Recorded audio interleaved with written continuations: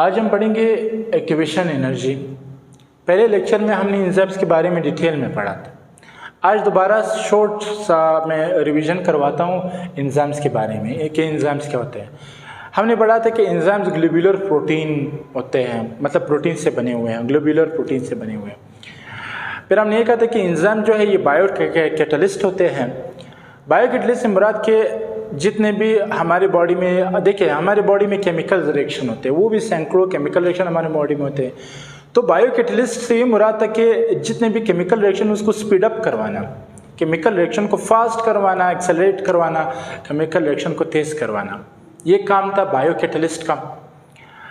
फिर हमने ये देखा था कि जो वैसे बायो कैटलिस्ट था वो तो एंजाइम था, जो इसका मतलब है कि जितने भी बॉडी में केमिकल रिएक्शंस होंगे उसको फास्ट करवाएंगे, स्पीड अप करवाएंगे। उसके बाद हमने ये देखा कि हमने पढ़ा था मेटाबॉलिज्म के फिर दो टाइप्स थे, एनाबॉलिज्म और कैटाबॉलिज्म। एनाबॉलिज्म में स्मॉल मॉलिक्यूल से कम्प्लेक्स मॉलिक्यूल्स बनते थे और कैटाबॉलिज्म में वो जो कम्प्लेक्स मॉलिक्यूल थे उसकी ब्रेकडाउन होती थी स्मॉल मॉलिक्यूल्स में।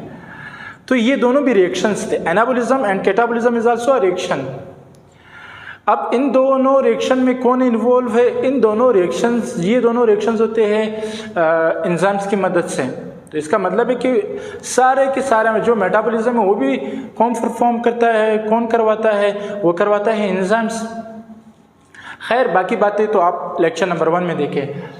एक्टिवेशन एनर्जी हम स्टार्ट करेंगे। एक्टिवेशन एनर्जी वैसे हमारे पास है क्या? डिफिनेशन लिखा हुआ है कि minimum amount of energy which is required to start a chemical reaction. वो कम से कम एनर्जी जो केमिकल रिएक्शन को स्टार्ट करें, या फिर वो कम से कम एनर्जी जो रिएक्टेंट को प्रोडक्ट में कन्वर्ट करवाए, ये हमारे पास क्या है? ये हमारे पास है एक्टिवेशन एनर्जी। अब ज़रा मैं आपको एग्जांपल के थ्रू समझाऊंगा। एक बात आपने एक और याद रखना है, जो एक्टिवेशन एनर्जी है, एक्टिवेशन एनर्जी को हम क्या करते हैं? Denoted by EA। Activation energy को हम किससे डिनोट करते हैं? EA से डिनोट करते हैं। अब ज़रा मैं आपको एग्जांपल के तौर पर ये एक्टिवेशन एनर्जी समझाता हूँ। फ़र्ज़ करें आपके पास है, एग्जांपल मैं आपको बताता हूँ, आपके पास है Y और Y के दरमियान एक बॉन्ड बना हुआ है। एक आपके पास है Z और Z, इन दोनों के बीच भी क्या बना हुआ है? बॉन्ड। जब इसका हम क्या करवाएंगे? रिएक्शन करवाएंगे, तो रिएक्शन के नतीजे में क्या होगा मैं आपको बताता हूँ। ये दोनों जो आपके पास, इसको हम कहते हैं रिएक्टेंट। इसको हम क्या कहते हैं? इसको हम कहते हैं रिएक्टेंट। रिएक्टेंट के नतीजे में जो बनेगा उसको हम कहते हैं प्रोडक्ट। रिएक्टेंट वो होते हैं जो कि केमिकल रिएक्शन में हिस्सा लेते हैं, ये बात भी आपने याद रखना है। अब ये एक रिएक्शन है। अब जरा इस रिएक्शन में देखो होता क्या है। इस रिएक्शन में जब आपको प्रोडक्ट मिलेगा, प्रोडक्ट आपको कुछ यूं मिलेगा। प्रोडक्ट को जरा समझो, YZ,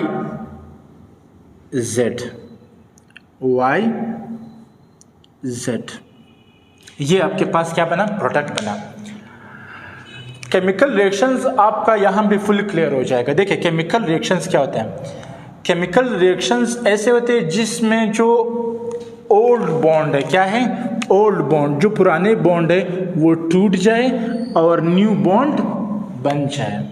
इसको हम क्या कहते हैं? इसको हम कहते हैं केमिकल रिएक्शंस। ठीक है, केमिकल रिएक्शन में क्या हो जाते हैं? Breaking of old bond and formation of new bond is called chemical reaction. तो ये केमिकल रिएक्शन था जिसमें ओल्ड बॉन्ड टूट गए और न्यू बॉन्ड बन गए। मतलब रिएक्टेंट से हमें क्या मिला? प्रोडक्ट हमारे पास बना। ये पॉइंट आपका क्लियर हो गया। दूसरी बात, अब ये जो रिएक्शन हुआ, ये बात याद रखिए कि इस रिएक्शन को परफॉर्म करने के लिए एक कैटलिस्ट की ज़रूरत होती है। वो कैटलिस्ट है एंजाइम्स। तो ये बात आपने याद रखना है कि ये रिएक्शन किसकी मौजूदगी में हुआ? एंजाइम की मौजूदगी में हुआ ये रिएक्शन। इससे अगली बात मैं बताता हूँ कि इस रिएक्शन में क्या हुआ। अब अगर मैं आपको एक एग्जांपल बताऊँ, अगर ये रिएक्शन एंजाइम की मौजूदगी में हुआ है, एंजाइम की मौजूदगी में अगर ये रिएक्शन हुआ, चलो इस रिएक्शन में क्या हुआ, इस रिएक्शन ने टाइम लिया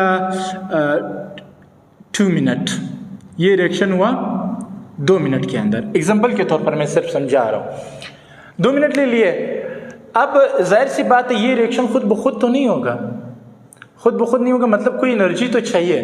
तो एनर्जी का यूनिट क्या है, किलो जूल पर यूनिट पर मोल, सॉरी।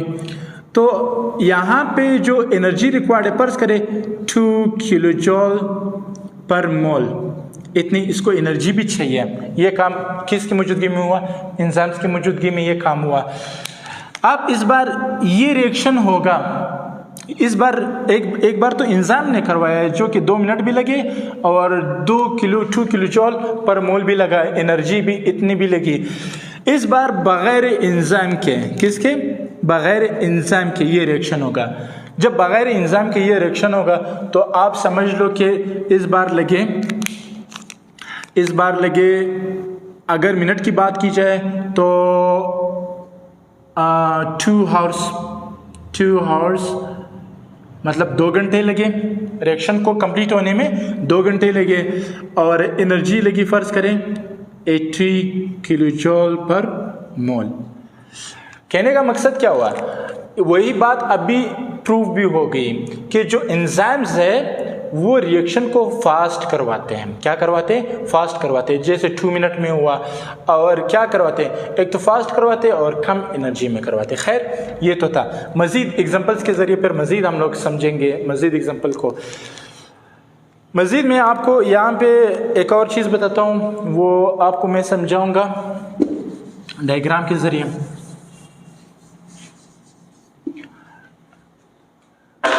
ये आपके पास एक डायग्राम है,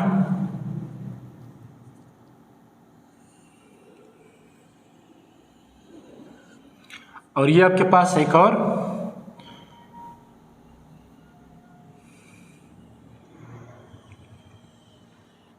डायग्राम है। इस डायग्राम में आपके पास पड़े हुए रिएक्टेंट, ये आपके पास क्या है, रिएक्टेंट्स हैं आपके पास। इस डायग्राम में भी आपके पास पड़े हुए रिएक्टेंट्स। हमें पता है कि रिएक्टेंट्स कन्वर्ट हो जाते हैं किस में, प्रोडक्ट में, प्रोडक्ट में। इन द सेम केस इधर भी होगा कि रिएक्टेंट कन्वर्ट हो जाते हैं प्रोडक्ट में। अब ज़रा समझो, ये इन दो डायग्राम से आपको कंप्लीटली समझ आएगा। एक्टिवेशन एनर्जी दरअसल होती क्या है। एक्टिवेशन एनर्जी को परफॉर्म करने के लिए या फिर एक्टिवेशन एनर्जी को स्टार्ट करने के लिए आपको सबसे पहले क्या चाहिए, आपको सबसे पहले एक्टिवेशन एनर्जी की ज़रूरत होती है। कैसे एक्टिवेशन एनर्जी की कैसे ज़रूरत होती है, फर्ज करें आप चाय पका रहे हो, चाय पकाने के दौरान आपने चायनक रखी चूल्हे पर, गैस के चूल्हे पर, तो क्या चाय खुद ब खुद पकेगा? बिल्कुल भी चाय नहीं पकेगा। आप जितने देर तक भी चाय रखो, 2 दिन 3 दिन, चाय नहीं पकेगा। इसके लिए आपने क्या करना है, उसके लिए आपने माचिस की एक तीली को क्या करना है, उस एक तीली को क्या करना है, उसको इग्नाइट देना है, आपने उसको आग देनी है और गैस को आपने आग देनी है, तब जाके गैस जल जाएगा और चाय पक जाएंगे। सेम केस में अगर दूसरी एग्जांपल मैं आपको दूं, आपने कोई पंखा चलाना है, पंखा आपके पास है, चलाने के लिए आपने क्या करना है, चलाने के लिए आप एक बटन लगाओगे तो जैसे बटन में कभी कभार स्पार्क भी करता है, वो बटन ऑन हो जाता है और पंखा चल जाता है। तो वो जो बटन आप लगा रहे हो या फिर वो यहाँ पे जो आपने माचिस की थैली आपने दी चाय पकाने के लिए, ये आपके एक्टिवेशन एनर्जी है। ये क्या है, एक्टिवेशन एनर्जी। एक्टिवेशन एनर्जी वो कम से कम एनर्जी जो क्या करे, जो रिएक्टेंट को रिएक्शन करने पर मजबूर करे, जो रिएक्टेंट को रिएक्शन करने पर मजबूर करे। दोबारा सुनो, ये आपके पास है, या फिर जो रिएक्टेंट को प्रोडक्ट में कन्वर्ट करवाए, ये आपके पास क्या, एक्टिवेशन एनर्जी। तो आपको याद रखना है कि ये जो रिएक्शंस ये खुद ब खुद नहीं होते हैं, इससे एक्टिवेशन एनर्जी चाहिए। एक्टिवेशन एनर्जी आपको मज़ीद समझ आएगी। अब चलो आपने कोई एक्टिवेशन एनर्जी भी आपने दे दी। अब प्रोसेस क्या है, ये एक काम है। इस दौरान ये रिएक्टेंट किस में कन्वर्ट हो गया, प्रोडक्ट में। इधर भी रिएक्टेंट हो गया किस में कन्वर्ट, प्रोडक्ट में कन्वर्ट हो गया। दोनों सिलसिले में क्या हो गया, reactant convert into product, reactant convert into product, ये और ये। फर्क सिर्फ इतना है कि यहाँ पे जो रिएक्टेंट प्रोडक्ट में कन्वर्ट हुआ है, यहाँ पे एक तो टाइम कम लगा है, बहुत जल्दी हुआ है। पहला काम क्या है, टाइम कम लगा है। दूसरा काम ये है कि एनर्जी भी कम लगी है इस वाले डायग्राम में, इस वाले डायग्राम में। दूसरे वाले में क्या है, दूसरे वाले आप खुद देखो, ये इसका आप ये समझ ले कि ये आपके पास एक पहाड़ी है, वो पहाड़ी बहुत बड़ी है और ये छोटी है। इस पहाड़ी में अगर आप रिएक्टेंट को कन्वर्ट करोगे प्रोडक्ट में, तो एक तो क्या होगा, टाइम ज़्यादा लगेगा। इधर से आप डायरेक्शन देखो, डायरेक्शन आप खुद ज़रा देखो, तो एक तो टाइम ज़्यादा लगेगा, दूसरी बात एनर्जी भी ज़्यादा लगेगी। क्या ज़्यादा लगेगी, इसमें एनर्जी। तो कहने का मकसद क्या है, कहने का मकसद है ये इधर जो काम हुआ है, यहाँ पे जो काम हुआ है, with the presence of enzyme, यहाँ पे जो काम हुआ है एंजाइम की मौजूदगी में हुआ है। इधर जो काम हुआ है without enzyme, without presence of enzyme. इधर भी काम हुआ है लेकिन एंजाइम की गैर मौजूदगी में। अब ये पॉइंट तो आपका क्लियर हुआ। अब ज़रा एक और मैं आपको एग्जांपल बताता चलूँ। चलो, इधर एक यहाँ पे रखा हुआ है एक बड़ा सा पत्थर, एक बड़ा सा पत्थर इधर रखा हुआ है, इधर भी एक बड़ा सा पत्थर रखा हुआ है।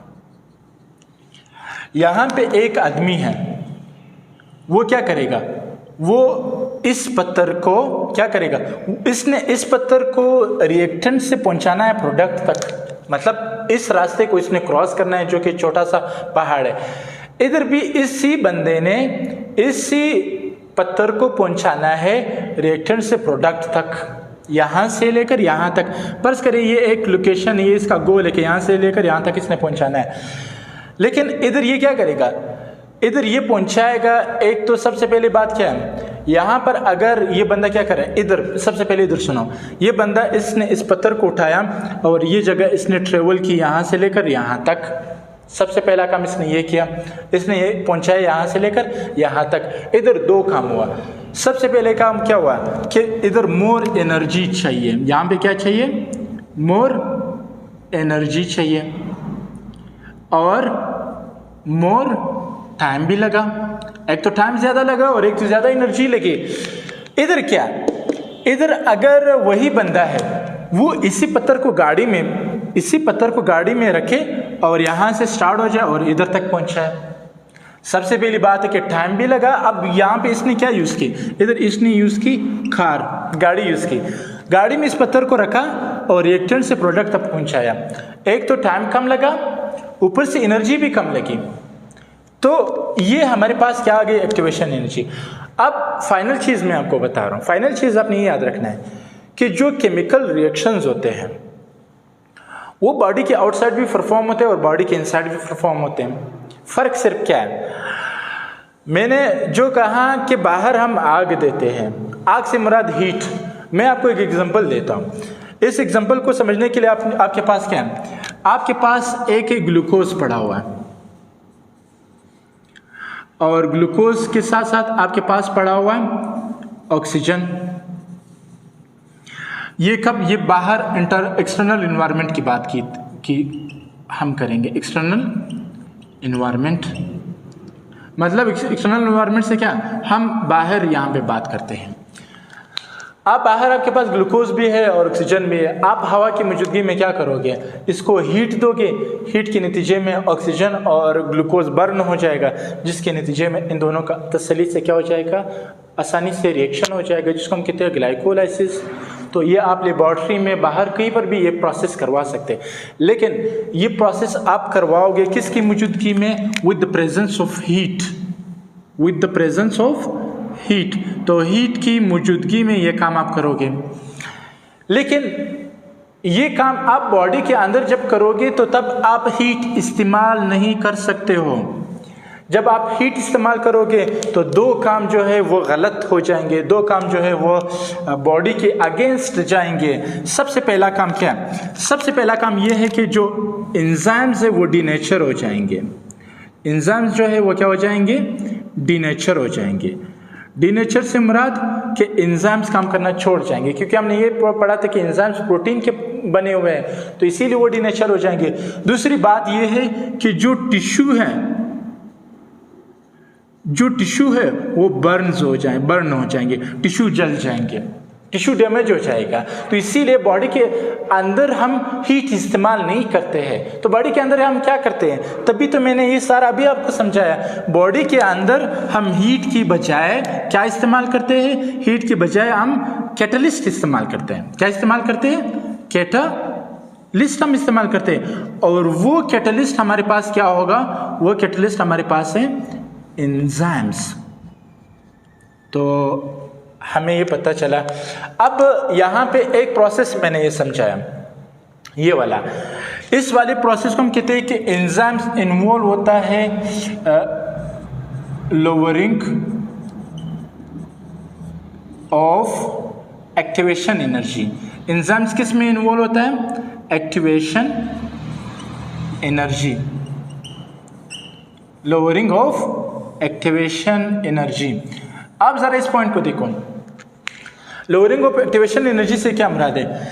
एंजाइम्स वो जो एक्टिवेशन एनर्जी है उसको लो करता है, उसको रिड्यूस करता है।